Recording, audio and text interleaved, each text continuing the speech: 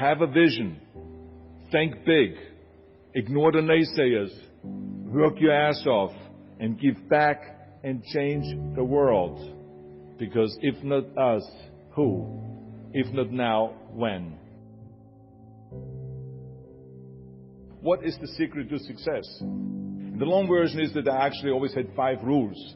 And everything that I did, I always used those 5 rules. And those 5 rules helped me to become successful in various different areas. And I believe that those rules can be applied to almost anyone and everyone. You don't need to be a bodybuilding champion. You either need to want to be a governor of California or to be an action hero or anything like that. If you want to excel in whatever you do, those rules are for you. It's that simple. Now I have to tell you right off the top that I always was very intense. As a kid already, I was very intense and I was very hungry. I always wanted to be the best. I always wanted to be number one. I always wanted to get to the top. I never believed in just getting by. Now I have nothing against people that just want to get by, because I think there are many roads to happiness, but I think that we all here like to be successful and we are driven. So that's why those rules apply to you. So my first rule is find your vision and follow it. You see, I think it's the most important thing that we have a very clear vision of where we go. A goal, where do we go?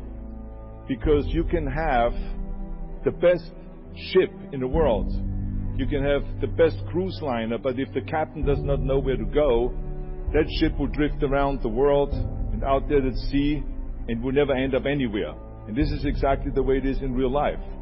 If you don't have a goal, if you don't have a vision, you just drift around. And you're not going to be happy. This is why it is so important to have that vision. Now, I created that vision in Austria, because I grew up after the Second World War. Austria, right along with Germany, lost the Second World War. Thank God. And the problem was that everyone was so depressed because they lost the war, that there was alcoholism everywhere. There was, of course, depression. There was a terrible economic situation. There was famine. There was starvation and all those things. And also it was kind of a little place and narrow. I felt I wanted to get out of there. I wanted to escape. And I couldn't see myself really to work there and to stay there, to work in a factory or to work on a farm, or to even to follow my father's footsteps and to become a police officer. I couldn't see that either. As a matter of fact, that's what my parents wanted me to do. They wanted me to become a police officer and to marry a girl by the name of Heidi and to have a bunch of children and to run around like the Von Trapp family in The Sound of Music. But that's not what I saw. This was the vision of my parents, but not mine. And luckily, one day in school, I watched a documentary about America. And I found myself. I knew exactly that is where I wanted to end up. I wanted to be in America. Everything that I saw in the documentary, I just loved. Everything was so big. I remember the tall skyscrapers, the monstrous bridges, the giant freeways filled with beautiful cars, the huge jetliners, movie stars, Muscle Beach, and all of those things. I could not wait to get there. The question was just, how do I get there? How do I get to America? I mean, this was not a common thing to do way back in the 50s. No one had the money to travel or anything. But one day, I was fortunate enough to see a magazine. And that magazine showed me the path to America. And it was a bodybuilding magazine. And on the cover was this very muscular guy that was standing there like Hercules with a Hercules outfit. His name was Reg Park. This Reg Park was on that cover, and I remember the cover said, Mr. Universe becomes Hercules star. I read the article as fast as I could, learning about how he grew up in Leeds in England, poor, and how he trained 5 hours a day, every single day, and trained and lifted weights, and then he finally became Mr. Great Britain. And then he became Mr. Universe. And then he won a second Mr. Universe title and a third Mr. Universe title, and then all of a sudden he landed in Rome in Cinecittà doing Hercules movies. And there he made millions of dollars, and this money he took and bought himself a gymnasium chain in South Africa, and he became a successful gymnasium owner. And as I read, I became more and more certain about my own future. As I read this story, I was so excited, so interested. I knew exactly that I wanted to become another Reg Park.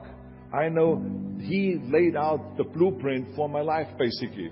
I could see myself, I could visualize myself clearly to be a champion on that same stage where he won the Mr. Universe, and then to move to America, then get into movies, and then become rich and famous. I had that vision very clearly laid out. I was so happy that I knew exactly where I was going. From that moment on, everything that I did, no matter how hard I had to work or how much I had to struggle, it didn't matter. It was a wonderful joyride because I knew what the purpose was and I found my passion. The simple truth is, if you don't have a vision, if you don't have a goal, if you don't see your future laid out in front of you, you're just floating around without a purpose. And I think that the numbers speak for themselves.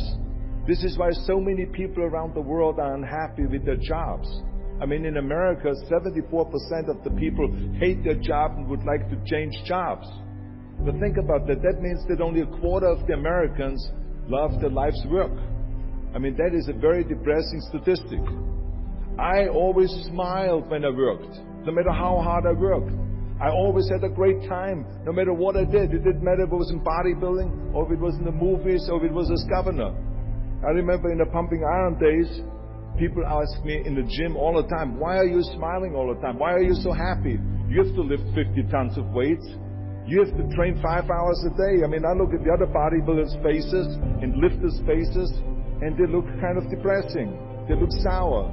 They're miserable that they have to lift weights.